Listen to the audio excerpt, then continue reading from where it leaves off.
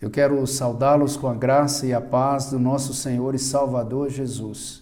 Quero compartilhar com vocês um texto que está em Atos capítulo 2, versículo 47, onde a palavra diz assim: louvando a Deus e contando com a simpatia de todo o povo, enquanto isso acrescentava-lhes o Senhor dia a dia os que iam sendo salvos. Nós temos aqui um breve relato do estilo de vida dos primeiros cristãos e de como o Senhor estava agindo naquela igreja. Amados, nós sabemos que nos dias atuais vivemos sob intenso ativismo e nós corremos um sério risco, o risco de nos esquecer de que a igreja pertence unicamente a Deus e Ele é quem soberanamente constrói e edifica a sua igreja. Isso está escrito em Mateus 16, 18, 1 Coríntios 3, versículo 9. Portanto, Jesus Cristo é o Senhor da igreja. Pensando nisso, em primeiro lugar, vemos que o Senhor estava agindo poderosamente na vida diária dos cristãos na igreja primitiva. Diz o texto bíblico que eles louvavam a Deus e contavam com a simpatia de todo o povo.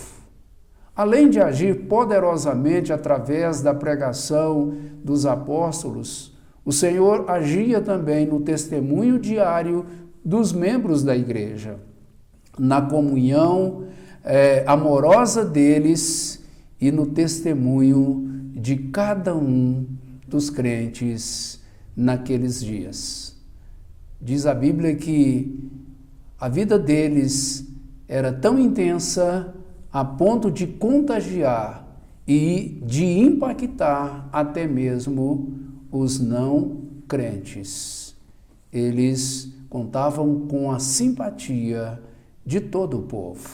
Em segundo lugar, o Senhor estava agindo poderosamente no crescimento daquela igreja.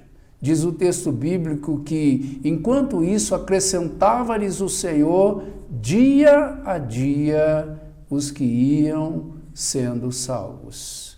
Dia após dia, os salvos iam sendo acrescentados à vida da igreja. Na verdade, era o próprio Senhor quem estava envolvido no crescimento daquela igreja.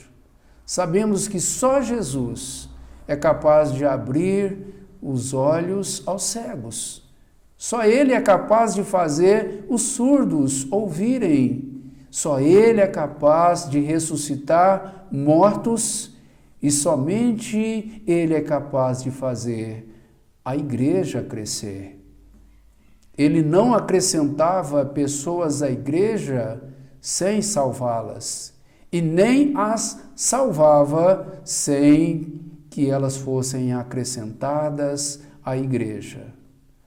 Assim, a salvação e a filiação à igreja andavam juntas. Portanto, amados, precisamos pensar, precisamos compreender e jamais nos esquecer de que a igreja pertence unicamente a Deus. E esta igreja precisa estar e viver sobre a influência poderosa dele, assim como era a vida dos primeiros cristãos. Dia após dia, novas pessoas eram acrescentadas àquela igreja. Precisamos, nos dias atuais, compreender e aceitar o mesmo desafio. Que o Senhor nos ajude, que o Senhor nos abençoe e nos faça lembrar sempre que a igreja pertence unicamente a Ele. Eu quero orar nesse momento. Senhor, em nome de Jesus, que bom, quão maravilhoso saber que o Senhor é o Senhor da igreja. É o Senhor quem nos ajuda a testemunhar. É o Senhor quem nos capacita a viver a vida conforme o teu propósito.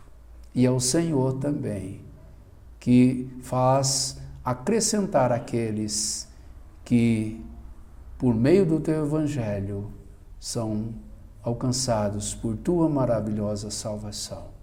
Nos abençoe, nos ajude. Eu oro em nome de Jesus. Amém.